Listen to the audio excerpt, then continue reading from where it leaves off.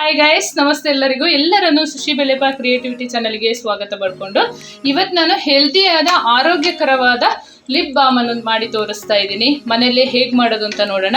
ಒಂದು ಬೀಟ್ರೂಟ್ ಅನ್ನು ತಗೊಂಡಿದ್ದೀನಿ. ಇದನ್ನ ಸಿಪ್ಪೆ ಚೆನ್ನಾಗಿ ತಗೊಂಡು ಇದನ್ನ ತುರಿದಿಟ್ಕೊಳ್ಳೋಣ ಸಣ್ಣದಾಗಿ.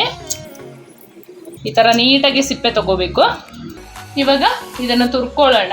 ತುರಿದು ನೀರು ತಗೋಬೇಕು.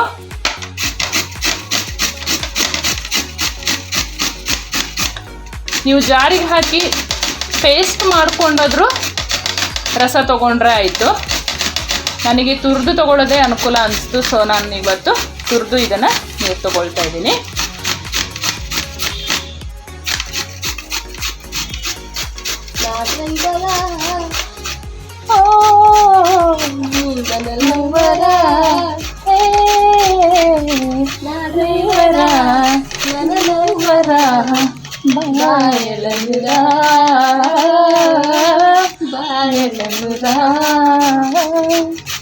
ಈಗ ಇಷ್ಟು ತುರಿದು ತಗೊಂಡಿದ್ದೀನಲ್ಲ, ಇದರ ನೀರು ತಗೊಳ್ಳೋಣ.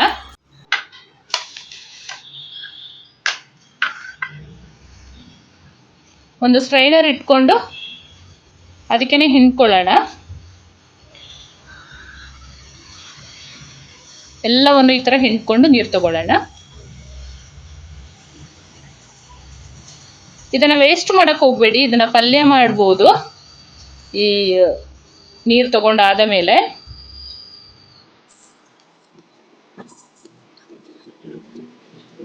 ಬೀಟ್ರೂಟ್ ಜ್ಯೂಸನ್ನು ಕುದಿಸ್ಕೊಳ್ಳಲು ನಾನೊಂದು ಪಾನನ್ನು ಒಲೆನಲ್ಲಿ ಇಟ್ಕೊಂಡಿದ್ದೀನಿ. ಸಣ್ಣದು ಇಟ್ಕೊಂಡ್ರೆ ಸಾಕಾಗುತ್ತೆ. ಜ್ಯೂಸ್ ಹಾಕೊಳ್ಳೋಣ.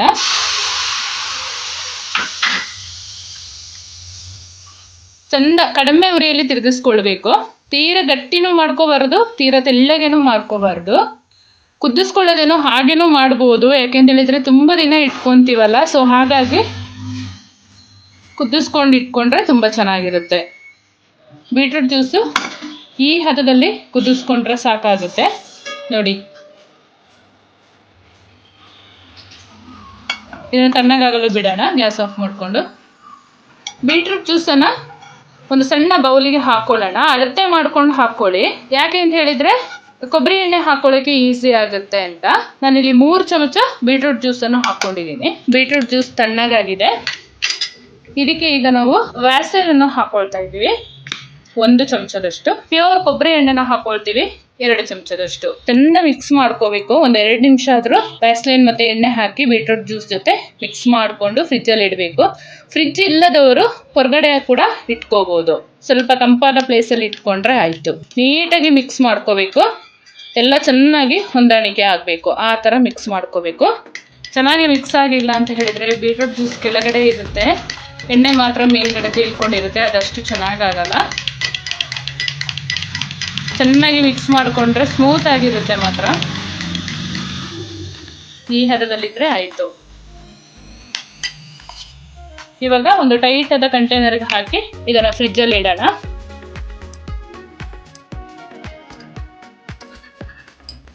ಟೈಟ್ ಆಗಿ ಮುಚ್ಚಳ ಹಾಕಿ ಫ್ರಿಜ್ ಅಲ್ಲಿ ಇಡೋಣ.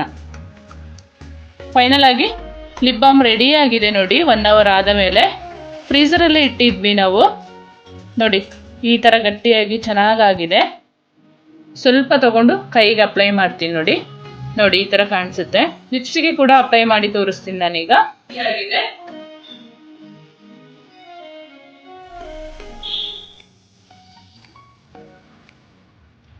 ಅಷ್ಟು ಸಾಫ್ಟ್ ಆಗಿ ಸ್ಮೂತ್ ಆಗಿದೆ ಮಾತ್ರ.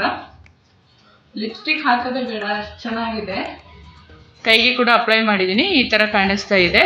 ತುಂಬ ಚೆನ್ನಾಗಿರುತ್ತೆ. ಮನೆಯಲ್ಲೇ ಮಾಡಿಕೊಂಡ್ರೆ ಆರೋಗ್ಯಕರವಾಗಿರುತ್ತೆ. ನೀವು ನಿಮ್ಮ ಮನೇಲಿ ಒಂದ್ಸರಿ ತಪ್ಪದೆ ಟ್ರೈ ಮಾಡಿ. ಹೇಗೆ ಬಂತು ನನಗೆ ಕಮೆಂಟ್ ಸೆಕ್ಷನಲ್ಲಿ ತಿಳಿಸಿ. ಹಾಗೆಯೇ ನನ್ನ ಚಾನಲ್ನ ಯಾರೆಲ್ಲ ಸಬ್ಸ್ಕ್ರೈಬ್ ಮಾಡಿಲ್ಲ ಪ್ಲೀಸ್ ಸಬ್ಸ್ಕ್ರೈಬ್ ಮಾಡ್ಕೊಳ್ಳಿ. ಲೈಕ್ ಮಾಡಿ, ಹೆಚ್ಚು ಹೆಚ್ಚು ಶೇರ್ ಮಾಡಿ. Thank you for watching.